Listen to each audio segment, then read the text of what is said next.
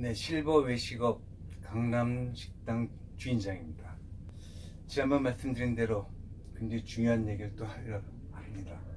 장사꾼보다 사업가가 되라. 여러분들은 장사꾼이 되시겠습니까? 사업가가 되시겠습니까? 저는 장사꾼과 사업가는 근본적으로 틀리다고 생각합니다.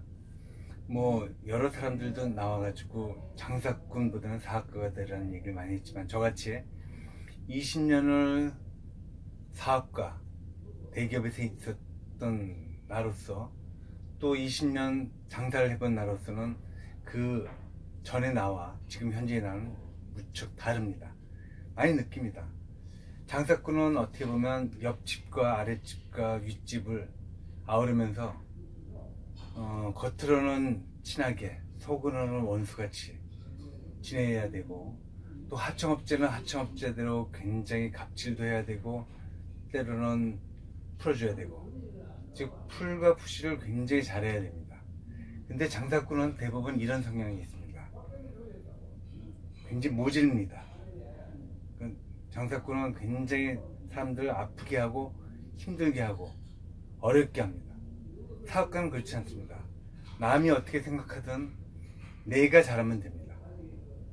그래서 보면, 여러분은 장사꾼이 되시겠습니까? 사업가가 되시겠습니까? 라고 봤을 때, 장사꾼은 줄 돈을 안 주고, 또는 줄 돈을 늦게 주고 받을 돈을 철저히 받는 게 장사꾼입니다. 제가 장사꾼 한번 봤습니다.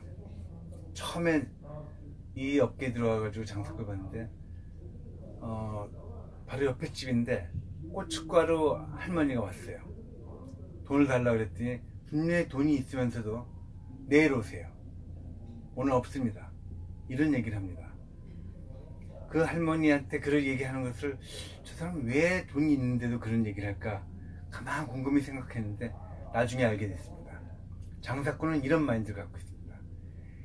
내일 이 사람이 혹시 죽거나 교통사고를 그렇게 안 주고 있다 보면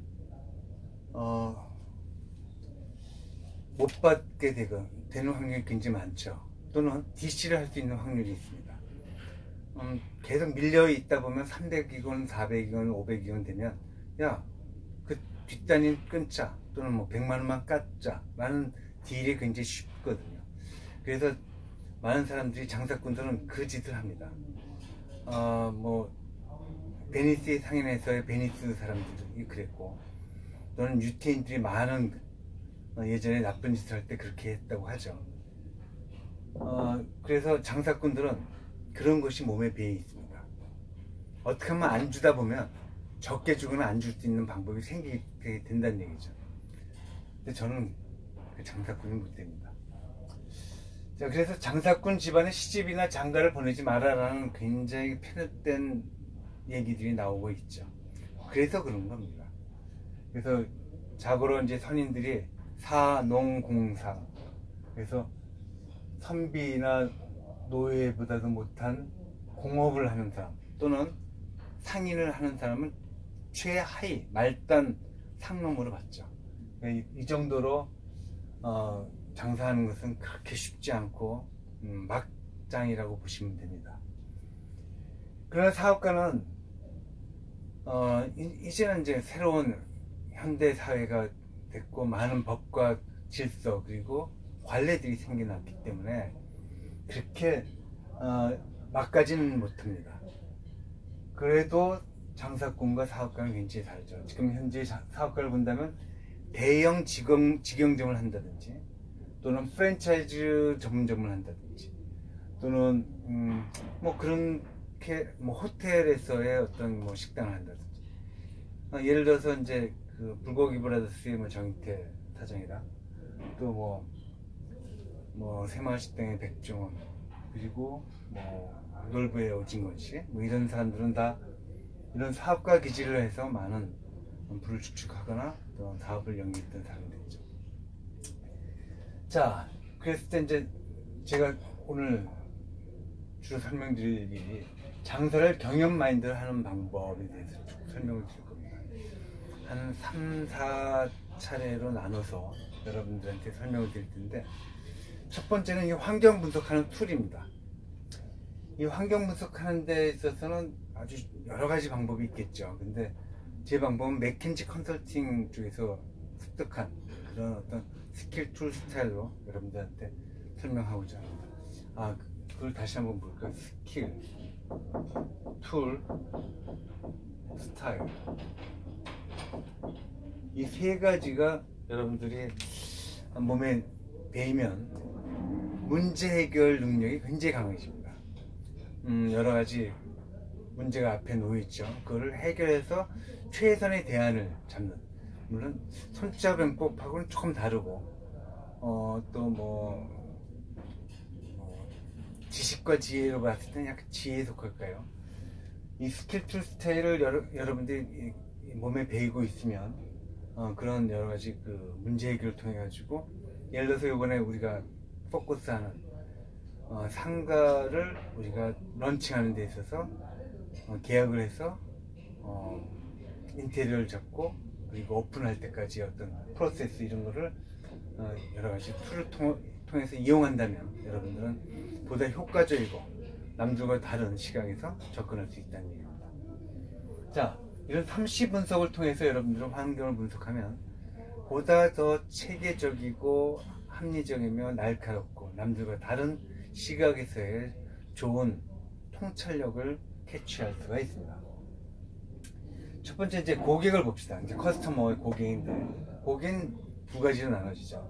큰 고객 집단은 이제 마켓으로 보고, 작은 고객은 고객으로 봅니다. 마켓은 세분화하는 것이 가장 중요하죠. 이거는 이제 무슨 경영에 가장 첫 페이지 나오는지도 모릅니다. 마켓 세그멘테이션이라고, 세분화라고 합니다. 마켓을 세분화시키면 그 세분화에 따라서 여러분들이 보는 시각이 많이 달라집니다. 세분화를 하는 목적은 궁극적으로 여러분들이 선택하는, 집중할 수 있는, 선택과 집중할 수 있는 그 타겟팅의 대상을 선정할 수 있는 거죠. 그래서 여러분들 세그멘테이션을 하는 데 있어서 여러 가지 그 인덱스를 찾을 수가 있습니다. 예를 들어서 남자, 여자, 연령별, 그리고 소득별, 지역별, 그리고 주거별, 여러 가지로 여러분들이 고객을 세그멘테이션을 할 수 있죠. 근데 이제 제가 세그멘테이션 했던 맨 처음에 강남 동태쯤은 주로 20, 30대의 여성 타겟이었습니다. 왜냐면 매운 걸 워낙 좋아하고, 그리고 그 사람들이 새로운 물결을 굉장히 찾아다니고, 그리고 강남에 살고, 제가 이제 신논현역에 오픈을 했으니까요. 그래서 이 사람들을 타겟을 하면 남자들은 또 부역적으로 따라오는 그런 구조였기 때문에 이걸 타겟팅을 했습니다. 규모를 봤을 때 이제 마켓 사이즈인데요. 이 규모가 외식 산업은 지금 7조, 8조 이렇게 해가지고 커져 나가고 있죠. 매년 거의 20%씩 성장을 해왔습니다. 저는 이제 그 통계를 워낙 좋아하니까 하는 얘기인데, 좀 최근에는 이제 이런 외식 사업 중에서 배달이, 외식 사업이 전체가 10% 이내로 지금 다운되고 있는 상태이고, 그리고 배달은 15%, 20%까지 올라가고 있으나 실제 자영업의 외식업 매출은 5%대로 급락하고 있는 상태입니다. 제가 시작할 때 당시에는 약 20% 이상의 급성장을 보이고 있는 상태이죠. 그래서 그 중에서도 한식은 더욱더 좋았고요. 그 중에서도 이제 찜, 갈비찜, 닭찜, 생선찜 이런 것도 있었습니다. 그 중에 생선찜을 얼마만큼 많이 먹는지를 파악할 수 있었습니다. 물론 이것이 다 정량적으로 파악이 되면 굉장히 우리가 눈에 보이는 그런 수치겠죠. 비좁을 하라고 합니다. 그다음에 마켓 그로스, 그러니까 성장을 한번 보면 외식은 굉장히 좋은 성장을 보고 있습니다. 그 마켓에서의 수익성을 보면 굉장히 좋습니다. 제가 100개를 조사한 식당 중에 약 50개는 수익을 그냥 벌고 있는 상태, 30%는 많이 벌고 있는 상태, 20%는 적자를 나고 있는 상태인데, 웬만큼 평균을 봤을 때 약 30%의 흑자를 보고 있었습니다. 전체 100이라는 숫자를 팔면 약 원가는 30%, 그리고 임대료와 인건비가 약 30%, 기타 10% 해서 마진율이 약 30% 정도의 수준을 보고 있습니다. 요즘은 아마 10% 수익률 보이기도 굉장히 어려운 수준이라고 얘기합니다. 특히 프랜차이즈의 직영점 같은 경우는 5% 수익이 일반적이라고 하죠. 근데 제가 시작한 그 18년 전에 그 강남 동대찜은 원가율이 14%였어요. 굉장히 좋았죠. 원가율이 14%면 지금 현재 고기 원가율이 한 33%인 고깃집에 생선 원가율이 한 35%인 횟집 같은 경우보다는 훨씬 원가율이 좋았기 때문에 이런 원가율로 굉장히 그 고 수익성을 영위할 수가 있었습니다. 자, 그리고 고객의 니즈를 파악해 봤죠. 고객의 니즈는 대박집을 통해서 또는 여러 가지 자료를 통해서 예컨대 이제 이런 자료들이죠. 여러분들 이제 음식 성공의 비결이라든지 또는 음식점 창업의 경영하기, 그다음에 음식점 경영 이렇게 성공한다, 또 놀부에 오진 것이 맛있는 성경, 이런 것들을 잘 보다 보면 여러분들은 이제 그 고객의 니즈를 알게 됩니다. 그래서 그런 고객의 니즈를 알게 되면 제가 이제 처음에 알게 된 게 매운맛, 건강식, 보편한 한식, 그리고 가성비가 높은, 그리고 맛집, 이런 식으로 그 고객의 니즈는 이런 것들이 굉장히 중요하게 되는구나, 순위별로 이런 것들이 팩트들이 있구나라고 감지할 수가 있습니다. 또 고객의 트렌드는 계속 바뀌어갑니다. 그때 당시는 퓨전 음식이 나왔고 맛집 투어가 하면서 요즘 블로그에서 다시 유튜브로 올라가고 있고, 그다음에 최근에는 스시가 뜬다든지 돈가스가 뜬다든지 하는 부분, 그다음에 미쉐린 스타를 통해 가지고 많은 그 스타 1, 스타 2들이 그 대박집에 난다든지 하는 트렌드가 많이 있습니다.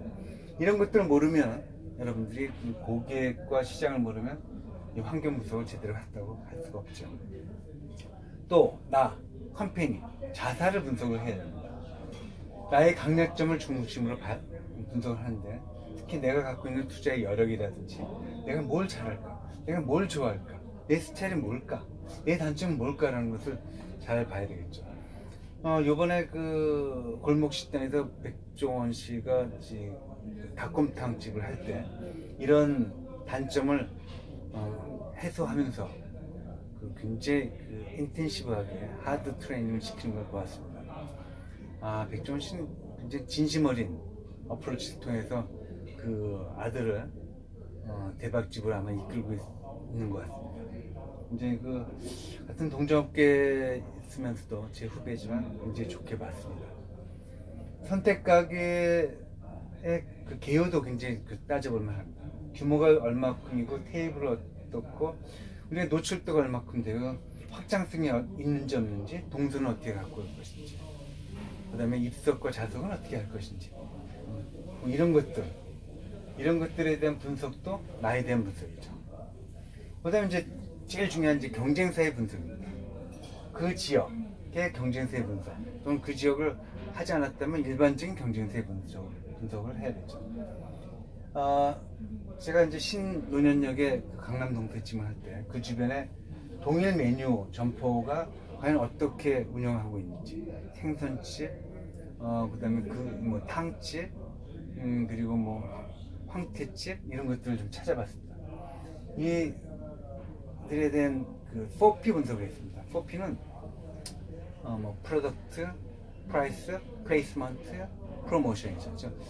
그 사람들이 제품을, 그 맛을 어떻게 만들고 있느냐, 메뉴는 어떤 구성을 하고 있느냐, 사이드 디쉬는 어떻게 하고 있느냐, 모양은 어떻게 하고 있느냐, 그 다음에 어디다 플레이팅을 하고 있느냐, 고명은 뭘 올리고 있느냐, 이런 것들이죠. 불맛을 주느냐, 그 다음에 프라이스는 가성비가 어느 정도냐, 그 다음에 로스 리더, 손해보면서 파는 주 타겟의 그 메인 메뉴는 뭐냐, 이런 것들을 분석을 했습니다. 그 다음에 플레이스먼트는 자기 거래처를 어떻게 갖고 갈 것인지, 그 다음에 디스플레이는 어떻게 할 것인지, 이런 플레이스먼트를 했고요. 또 프로모션은 그들한테 그 타겟 고객한테 어떤 프로모션을, 신문지, 전단지, 뭐 간판, 찌라시, 그리고 블로그 마케팅, 뭐 유튜브 마케팅, 여러 가지 것들을 생각을 해야 되겠죠.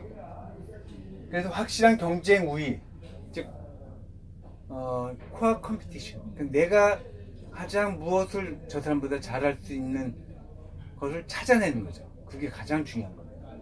그래서 이걸 통해서 장기적으로 그 사람을 이길 수 있는 것이 가능한지, 그건 뭔지, 그 다음에 진입장벽을 쉽지 않게 만드는 것을 나는 할 수 있는지, 이 경쟁자하고의 비교적으로 그를 계속 검토 비교하는 것이 중요한 과정이라고 볼 수 있겠습니다. 환경 분석은 이 세 가지로 하는데 단 이 세 가지 중에 하나가 더 추가됩니다. 이거는 외생 변수입니다. 이 외생 변수라는 건 이 세 개의 분석 이외에도 과연 어떤 것이 우리 사업에 결정적으로 악영향 또는 호영향을 주느냐라는, 그래서 이것을 Forces at Work, FAW라고 하는데요. 법, 제도, 뭐 보안, 건물주, 관례, 이런 것들인데, 상가 임대차 보호 같은 것도 이런 데 속합니다.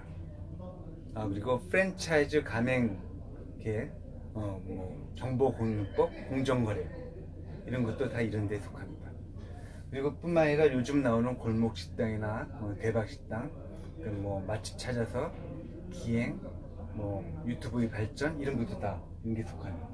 그래서 여러분들은 이 종합적으로 환경 분석을 함으로써 과연 내 포지션, 내가 어떤 활동을, 어떤 전략을 해야 되는지 아주 기초적인 데이터를 수집하는 일이 첫 번째 작업입니다.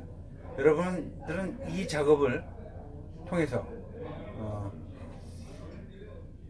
여러분들은 이런 작업을 통해서 여러분들이 장사꾼이 아니라 사업가로서의 변모를 할 수 있다는 것을 그 신념으로 갖고 계셔야 됩니다. 그래야지만 여러분들은 보다 나은 발전력이 있고 또 다른 사람과의 차별점이 있다는 것이죠.